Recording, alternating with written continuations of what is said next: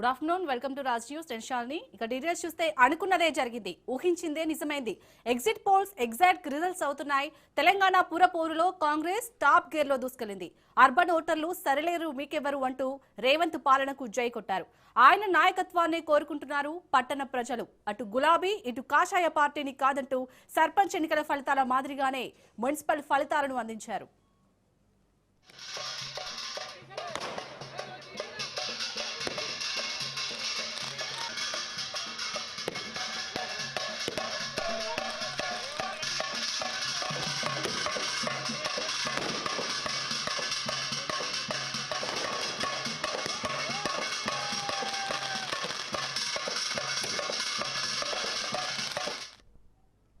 7 కార్పొరేషన్లు 116 మున్సిపాలిటీలకు జరిగిన ఎన్నికల్లో అధికార పార్టీకి తిరుగు లేకుండా పోయింది.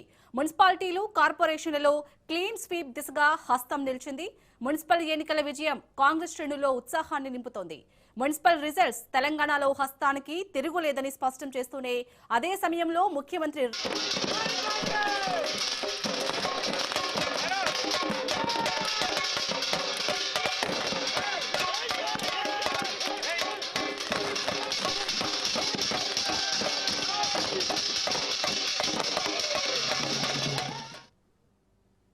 ఇక ప్రధాన ప్రతిపక్షం బీఆర్ఎస్ విషయానికొస్తే పురపోరులో పుంజుకుంది.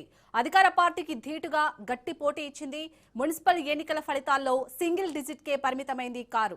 మంచి పట్టున్న స్థానాలను కూడా ఆ పార్టీ నేతలు చేజార్చుకున్నారు. మద్యం నగదు ప్రవాహంతోనే కాంగ్రెస్ విజయం సాధించిందని ఆరోపిస్తున్నారు. తమపై నమ్మకంతో ఓటు వేసిన ప్రజలకు ధన్యవాదాలు తెలిపారు గులాబీ లీడర్లు.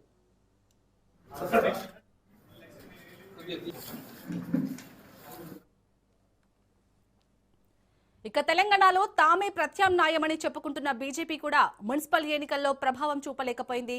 సింగిల్ డిజిట్ కే పరిమితమైంది. అయితే ఉత్తర తెలంగాణలో అనేక వార్డుల్లో సత్తా చాటింది. ఎంపీ ఎన్నికల్లో 8 స్థానాల్ని దక్కించుకున్నప్పటికీ మున్సిపల్లో అనుకున్నంత సాధించలేదు కమలనాథులు. ఫిబ్రవరి 16న జరిగే చైర్మన్, మేయర్ ఎన్నికల్లో ఎక్స్ అఫీషియో సభ్యుల సహకారంతో మెజార్టీ మున్సిపాలిటీ కార్పొరేషన్లను హస్తగతం చేసుకునేందుకు కాంగ్రెస్